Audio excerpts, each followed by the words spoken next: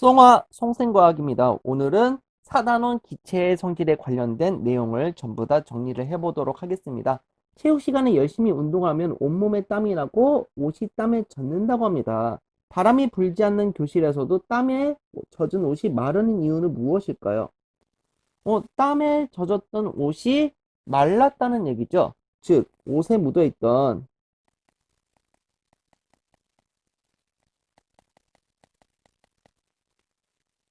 땀이 공기 중으로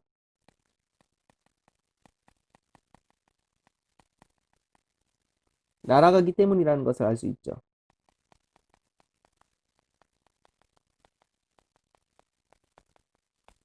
그러면은 이렇게 옷이 묻어있던 땀이 공기 중으로 날아가게 되는 현상이 무엇입니까?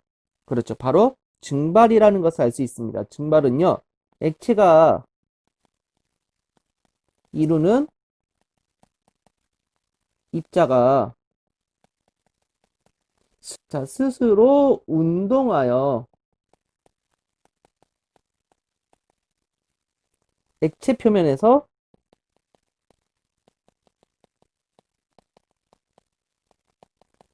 액체가 어떤 걸로 날아가는 거죠? 기체로 날아가는 현상이죠. 그래서 액체가 기체로 변하는 현상이라는 것을 알 수가 있겠습니다. 그래서 스스로 운동한다는 게 중요하고요. 액체 표면에서 일어나는 일이다. 그리고 액체에서 기체로 변하는 현상이다라는 것을 꼭 기억해 두셔야 되겠습니다. 네, 그러면 증발이 잘 일어나는 조건을 채워보도록 할 텐데요. 증발이 잘 일어난다. 이거를 어떤 걸로 생각하면 좋냐면은 빨래가 잘 마르는 조건을 생각하면 돼요. 그럼 하나하나 생각해 볼 텐데, 자, 빨래가 잘 마르려면은 온도가 높아야 돼요, 낮아야 돼요? 그렇죠. 온도가 높을수록 잘 마르겠죠. 그래서 공기 중에 그냥 말리기보다 모닥불 근처에서 말리면 조금 더 잘 마르는 이유가 이런 이유겠죠. 그리고 습도는 낮아야 됩니다. 그래서 비가 우중충한 날에 빨래를 말리시겠어요? 아니면은 화창한 날에 말리시겠어요? 그렇죠. 화창한 날에 말려야 된다는 거죠. 그래서 습도는 낮아야 된다는 거고요. 바람은 많이 불수록 잘 마릅니다.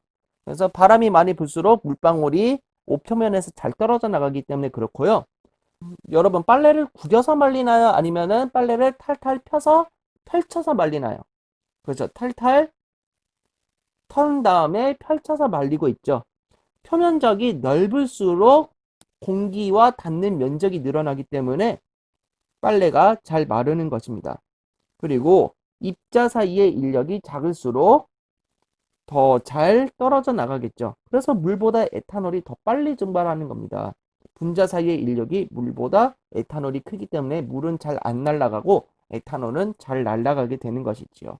그래서 빨래가 잘 마르는 조건을 생각하면은 온도는 높을수록 그리고 습도는 낮을수록 바람은 많이 불수록 표면적은 넓을수록 입자 사이의 인력이 작을수록 증발이 잘 된다라는 사실을 확인할 수 있겠습니다. 그러면 증발액의 두 가지 이상을 대보도록 할 텐데요. 염전에서요. 어, 어떤 거를 얻을 수가 있죠? 그렇죠. 바닷물을 날려서 소금을 얻는다는 것을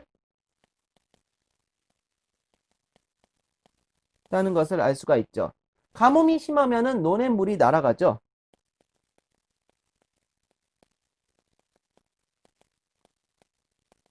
논에 물이 날아가면서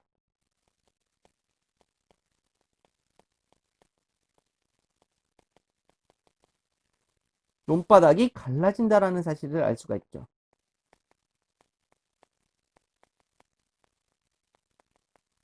자, 이렇게 하면은 증발에 대한 정리가 다 끝났습니다. 자, 그러면은 이번에는 확산에 대해서 한번 생각해 보도록 할게요. 교실 앞쪽에 있는 꽃의 향기를 교실 뒤쪽에 있는 학생들도 맡을 수가 있다고 합니다. 앞에서만 맡는 게 아니라 뒤에서도 맡을 수가 있대요. 퍼져나갔다는 얘기를 알 수가 있죠. 바람이 불지 않는 교실에서 어떻게 꽃향기가 퍼져나갈 수 있을까요? 같이 한번 생각을 해보도록 할 텐데, 꽃향기 입자가 가만히 있으면은 퍼져나가지 않겠죠. 그렇죠. 꽃향기 입자가 스스로 운동을 하였기 때문이죠.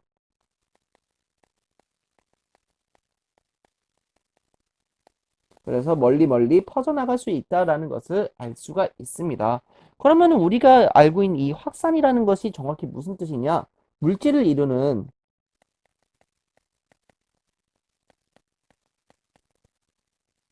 입자가 스스로 운동하여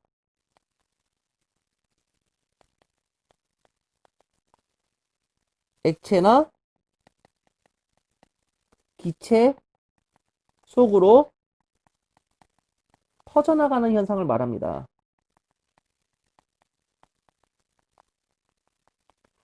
그래서 여기서 또 중요한 게 스스로 운동하였다. 액체나 기체 속으로 퍼져나갔다라는 현상을 확인할 수가 있죠. 선생님, 그러면은 스스로 운동하여 나타나는 현상이 두 가지가 있었습니다. 첫 번째는 뭐였습니까? 그렇죠. 증발이었죠. 두 번째는 뭡니까? 확산이라는 것을 우리가 확인할 수도 있겠네요. 자, 그럼 계속 한번 볼게요.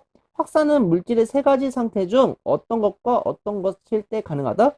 그렇죠. 액체와 기체일 때에 가능하다라는 거 잘 기억을 해두시면 되고요. 확산의 예를 두 가지 이상 제시하면 무엇이 있을까요? 그렇죠. 향수의 냄새가 퍼져나간다. 그리고 폭발물 탐지견이 있어요.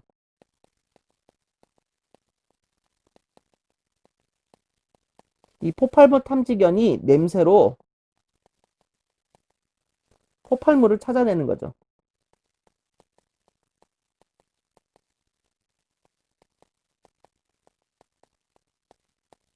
뭐 이런 것도 확인해 볼 수 있겠고요.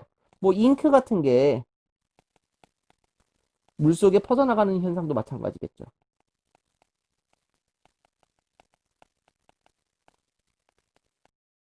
확산이 잘 일어나는 조건을 생각해 보면 될 것 같은데요. 우선 온도가 높아야 될까요? 낮아야 될까요? 여러분, 화장실 냄새가 여름철에 잘 퍼져나가던가요? 아니면 겨울철에 잘 퍼져나가던가요? 그렇죠. 여름철에 잘 퍼져나가죠. 그래서 온도는 높을수록 잘 퍼져나갑니다. 그리고 일어나는 곳은요. 고체에서는 확산이 일어나지 않아요. 액체나 기체에서 일어나는데 기체보다 더 빠르게 퍼져나가는 게 진공입니다. 진공 같은 경우에는요. 기체 입자가 존재하지 않기 때문에요. 부딪히는 입자가 없죠. 그러기 때문에 더 빠르게 움직일 수 있다는 것도 확인할 수 있겠습니다. 기체 압력에 대해서 생각을 해볼 텐데요.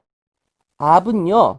누를 압자를 사용하는 겁니다. 압축한다, 누른다라는 거고요. 력은 힘력자를 사용을 하고 있죠. 압력은 수직으로 작용하는 힘을요.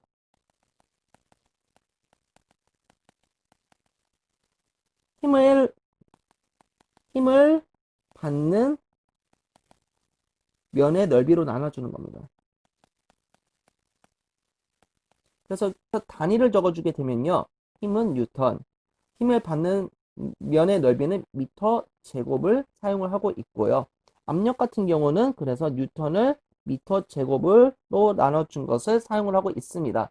자, 우리가 기호도 한번 생각을 해봐야 되는데요. 우리가 한국말로 압력, 힘, 넓이 이렇게 말한다고 해서 외국 사람들이 알아듣지 못하잖아요. 그래서 외국에서도 알아들을 수 있게 약속을 한 것을 보고 우리는 기호라고 합니다. 그래서 압력은 P, 힘을 F, 면적을 A로 두고 있습니다. 그래서 pressure, force, area 이렇게 나는 영어의 앞자를 따서 사용을 하고 있고요. 이렇게도 기억을 해두시면 좋을 것 같습니다. 자, 접촉면의 넓이가 같을 때 작용하는 힘의 크기가 클수록 그리고 접촉 면적이 작을수록 압력은 커진다는 사실 꼭 기억을 해두시고요. 기체의 압력이 나타나는 이유는 무엇일까요? 역시 기체 입자도요. 스스로 운동을 하죠.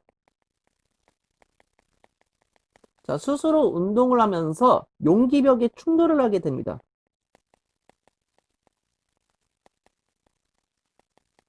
이렇게 충돌을 하게 되면서 생기는 힘에 의해서 생긴다는 것을 알 수가 있는 거죠. 그래서 여기 있는 입자가 운동하면서 땅 부딪히고 여기 있는 입자도 움직이면서 땅 부딪히면서 이렇게 충돌하는 힘에 의해서 압력이 발생한다라는 걸 알 수가 있고요. 스스로 운동한다는 거에 또 집중하셔야 되겠죠. 풍선 안에 공기 입자의 수가 많아지면요. 풍선 안에 공기 압력은 커진다라는 거죠. 그래서 조금밖에 없으면은 벽에 부딪히는 입자의 수도 조금밖에 없겠죠. 근데 많은 입자가 들어가 있으면은 벽에 충돌하는 입자의 수도 더 많아지기 때문에 풍선 안에 공기 압력은 커진다라고 볼 수 있겠습니다. 그러면 보일의 법칙에 대해서도 생각을 해볼 텐데 압력에 따른 기체의 부피 변화에 대해서 생각해 볼게요. 일정한 온도라는 게 중요합니다. 그래서 온도가 꼭 일정해야 되고요. 기체에 가해지는 압력이 2배, 3배로 증가하면요. 기체의 부피는 2분의 1배, 3분의 1배로 감소한다라는 것을 알 수가 있는 거죠. 그래서 2분의 1배, 3분의 1배로 감소한다. 비례 관계이니까 반비례 관계입니다. 그렇죠. 반비례 관계라는 것도 확인할 수 있죠. 압력과 부피의 관계는 반비례 관계라는 것도 확인할 수 있죠. 자, 그래서 보일의 법칙에서는 어떤 게 일정해야 된다고? 온도가 일정해야 된다. 그래서 우리 외우려고 하면 이런 방법으로 외울 수 있을 것 같아요. 보온통에 있는 물질을 항상 온도가 일정해야 돼요? 아니면 온도가 확 떨어져야 돼요? 그렇죠. 온도가 일정해야 되겠죠? 그래서 보온통이라고 외우시면 됩니다. 보일의 법칙은 온도가 일정하다. 뭐 이렇게 외우시면 도움이 되지 않을까 싶어요. 자, 보일의 법칙을 공식으로 한번 나타내 보도록 하겠습니다. 압력 곱하기 부피는 항상 일정하다라는 것을 알 수가 있죠. 자, 그래서 처음 압력과 처음 부피의 곱은요, 나중 압력과 나중 부피의 곱과 같고요. 이것은 항상 일정하다라는 것을 꼭 기억을 해두시면 좋을 것 같습니다. 여기서 P는 압력, V는 부피라는 것을 알 수가 있고요. K는 상수인데 이 값은 항상 일정하다라는 거 기억을 해두세요. 자, 보일의 법칙에 해당하는 가장 알맞은 그래프의 형태를 작성을 해보도록 할게요. 압력이 증가할수록 부피는 증가합니까? 감소합니까? 그렇죠. 감소하죠. 압력이 증가할수록 부피가 이렇게 감소하는 그래프가 나온다는 겁니다. 그러면 이런 경우를 우리는 비례 관계라고 했으니까 반비례 관계라고 했습니다. 그렇죠. 반비례 관계죠. 그런데 이 반비례 관계가 어떤 조건에서? 온도가 일정할 때 압력하고 부피는 반비례하다라는 것을 알 수가 있습니다. 압력에 따른 기체의 부피 변화의 내용을 다음 표값을 이용해서 문제를 풀어보세요. 자, 그러면은 주사기 안에 공기의 압력하고요. 전체 공기의 부피를 곱하면은 어떤 값이 나오니까? 그렇죠. 50이 나오는 걸 알 수 있죠. 이거를 K라고 이제 우리가 두는 거예요. 그래서 요거를 압력, 요거를 부피로 두고 요거 두 개를 곱한 값이 항상 일정하다라는 것을 알 수가 있죠. 그러면 1.5 곱하기 33을 해도요. 50이 나온다는 것을 알 수 있고요. 이 곱하기 어떤 값을 곱하면은 50이 나와야 된다는 얘기죠. 그래서 x는 25ml가 나온다는 것을 알 수가 있고요. 2.5 곱하기 어떤 값을 곱하면은 또 50이 나와야 됩니다. 그러면은 y 값도 당연히 20ml라는 것을 알 수가 있죠. 나머지 값도 다 곱해보면은 50이 나온다는 것을 확인할 수가 있습니다. 자, 보일의 법칙에서 기체 압력과 부피가 변할 때 함께 변하는 것과 변하지 않는 것은 무엇이 있을까요? 우선 온도가 일정하다고 했으니까 온도는 변하지 않겠죠. 온도가 변하지 않는다는 것은요, 입자의 운동 속도가 변하지 않는 겁니다. 그래서 운동 속도도 변하지 않고요. 압력 같은 경우는 변하죠. 압력을 변화시켜야지 보일의 법칙의 관계를 확인할 수가 있으니까요. 충돌 횟수는요. 압력을 늘려주면은 움직일 수 있는 공간이 줄어드니까 충돌 횟수가 늘어나겠죠. 충돌 횟수는 변합니다. 입자수는 어떻습니까? 입자수는 그대로 있죠. 그래서 변하지 않습니다. 마지막으로 부피는 변한다는 것을 알 수가 있죠. 압력이 증가할수록 기체의 부피는 감소한다는 것을 확인할 수 있었습니다. 자, 7번 문제 한번 풀어보겠습니다. 수면에서 바닷속으로 10m 깊이로 들어갈 때마다 압력이 1기압씩 증가한대요. 수심이 0m인 지점에서는 1기압이래요. 그러면은 10m인 지점은 몇 기압이겠어요? 2기압. 20m인 지점에서는요? 3기압. 30m인 지점에서는요? 4기압이라는 것을 우리가 확인할 수가 있죠. 자, 그러면은 30m인 지점이래요. 기포가 1ml가 나왔대요. 자, 압력과 부피의 곱은 항상 일정하다라고 배웠습니다. 압력이 몇 기압이니까 30m일 때는요. 그렇죠. 4기압이죠. 일때 몇 밀리리터예요. 그렇죠. 1ml라는 것을 알 수 있죠. 그런데 수면에서라고 되어 있으니까 수심이 0m인 지점이겠죠. 그럼 1기압일 때는 몇 밀리리터일까요? 그렇죠. 이 곱한 값이 무조건 4가 나와야 되기 때문에 어, 수심은 4ml라는 것을 확인할 수가 있겠습니다. 자, 0도시에서 4기압이래요. 4기압에서 부피가 20ml인 공기가 있대요. 같은 온도에서 요 말 나왔죠. 같은 온도에서 이 공기 압력을 2기압으로 낮추면은 공기의 부피가 몇 리터일까요? 라고 물어보고 있습니다. 몇 리터입니까? 그렇죠. 공기의 부피는 40리터라는 것을 확인할 수 있습니다. 왜냐하면 곱한 값이 80이 나와야 되기 때문이죠. 자, 샤를의 법칙을 생각해 볼 텐데요. 샤를의 법칙이 무엇입니까? 그렇죠. 이번에는 압력이 일정한 거예요. 그래서 우리가 닥쳐라라는 말을 할 때 샷업이라고 하잖아요. 샷업 이렇게 외우시면은 조금 좋을 것 같아요. 샤를의 법칙은 압력이 일정할 때 사용한다라는 것을 알고 있으면 좋을 것 같아요. 온도가 1도씨 높아질 때마다 0도씨 때의 기체의 부피는 273분의 1씩 일정하게 증가한다라는 것을 알 수가 있죠. 그래서 이게 무슨 말인지 잘 모르실 텐데요. 0도씨에서요, 273도씨로 온도를 높여줬습니다. 그러면은 만약에 0도씨의 부피가 0도씨일 때 기체의 부피가 10리터였으면요. 273도씨일 때는요. 20리터가 된대요. 그러면은 0도씨 기체일 때의 부피의 몇 배로 는 겁니까? 그렇죠? 2배로 는다는 것을 확인할 수 있습니다. 자, 여기서 또 273을 더해서요. 546도가 되었대요. 이때의 기체의 부피가 30리터가 되었답니다. 0도씨 때의 기체의 부피의 몇 배로 늘었다는 것을 확인할 수 있어요. 그렇죠? 3배로 늘었다는 것을 알 수가 있죠. 온도가 일정하게 증가할 때마다 일정하게 기체의 부피가 증가한다는 것을 확인할 수가 있습니다. 자, 샤를의 법칙에 해당하는 가장 알맞는 그래프의 형태를 작성하세요. 그래서 뭐 이런 식으로 된다는 것을 확인할 수가 있죠. 온도가 올라갈 때마다 온도의 기호는 T죠. 온도가 올라갈 때마다 기체의 부피도 일정하게 증가하죠. 비례관계라는 것을 알 수가 있습니다. 압력은 변하면은 안 되겠죠. 압력은 일정해야 된다라는 것도 기억을 해 두셔야 되겠습니다. 자, 여기서는 공기의 온도가 10도씩 올라갈 때마다 기체의 부피가 2ml씩 늘어나고 있어요. 그러면은 30도실 때는 또 2ml가 늘어났으니까 54ml가 된다는 것을 알 수 있고 40도실 때는 또 2ml가 증가해서 56ml가 된다는 것도 확인을 할 수 있겠습니다. 자, 우리 생활 주위에서 샤를의 법칙을 확인할 수 있는 예로는 무엇이 있을까요? 여름철에 햇볕에 과자 봉지를 두면 어떻게 됩니까? 그렇죠. 여름철에 과자 봉지를 햇볕에 두면요.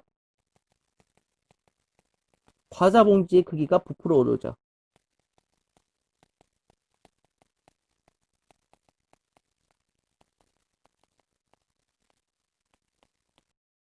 두 번째 예시로는 액체 질소에다 풍선을 넣게 되면요. 풍선의 크기가 확 줄어들게 됩니다. 완전히 쪼그라드는데요.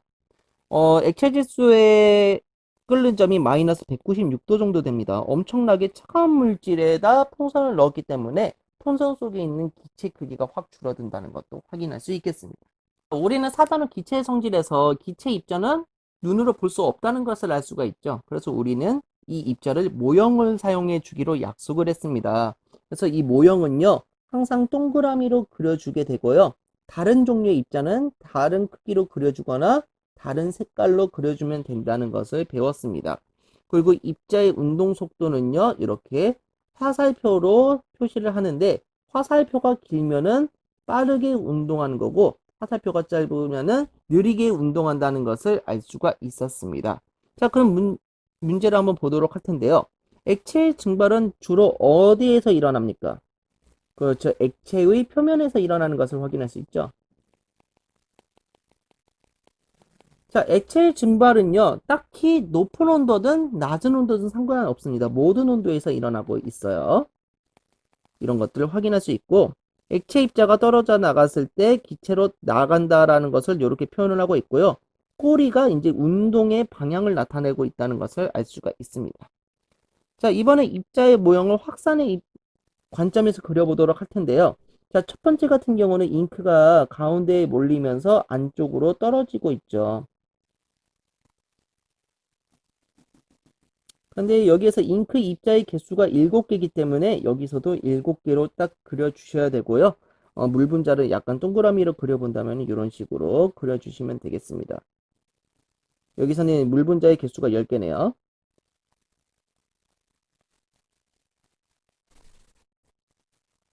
뭐 이렇게 되어 있는 걸 확인할 수 있죠. 그리고 잉크가 완벽하게 이제 물속에서 퍼져나갔습니다. 그러면 잉크가 이런 식으로 전체적으로 퍼져나간 형태로 잘 그려주시면 되겠죠.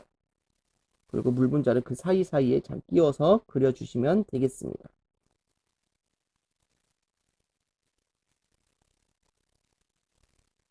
아이고. 자, 주사기의 끝을 맞고 피스톤을 누를 때와 당길 때 입자의 운동을 예상하여 그려보자. 여기서는요, 온도가 일정할 때라고 가정을 해봅시다. 온도가 일정하면요, 운동 속도가 빨라져요, 느려져요? 그렇죠. 운동 속도는 그대로죠. 그러면은 운동 속도가 그대로 있다는 얘기는 입자의 운동 속도에는 변화가 없을 거예요. 이 상태로 볼 텐데 여기에서 입자의 개수가 10개라는 것을 확인할 수 있죠. 그러면 피스톤을 누르든 피스톤을 당기든 똑같이 10개라는 것을 확인할 수가 있어요. 여기서는 압력이 증가하고 있고요. 여기서는 압력이 감소하고 있다는 것을 확인할 수가 있네요. 자, 그러면 10개로 한번 그려볼게요. 하나, 둘, 셋, 넷, 다섯, 여섯, 일곱, 여덟, 아홉, 열. 그리고 이쪽에 있는 화살표랑 최대한 비슷하게 이런 식으로 그려주시면 되겠습니다. 뭐 부딪히는 것도 이렇게 표현하면 될 것 같고요. 그리고 한 방향으로만 그려주면 안 되고 이제 모든 방향으로 이렇게 움직인다라는 것을 표현해 주시면 좋겠죠. 자, 그러면은 옆에 것도 한번 볼게요. 똑같이 10개를 그려줍니다.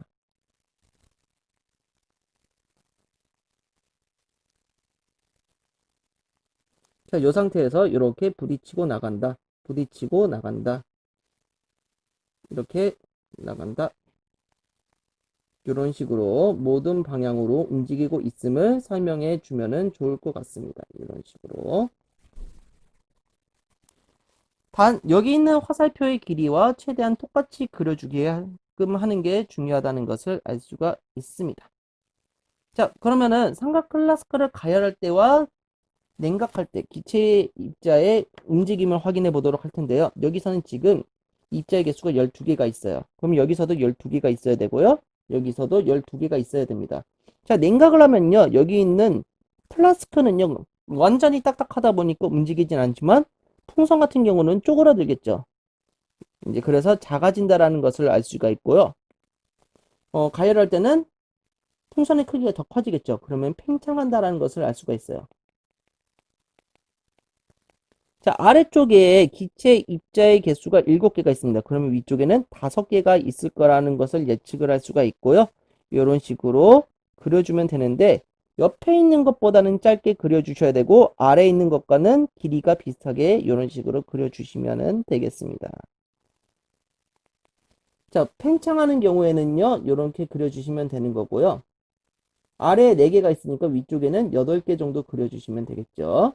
그리고 요 아래에 있는 화살표의 길이와 비슷하게끔 화살표의 길이를 더 길게 그려주시면 되겠습니다.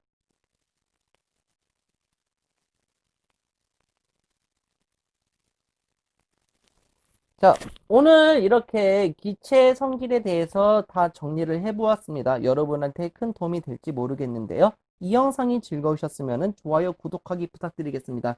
그리고 파이팅 하시기 바랍니다. 감사합니다.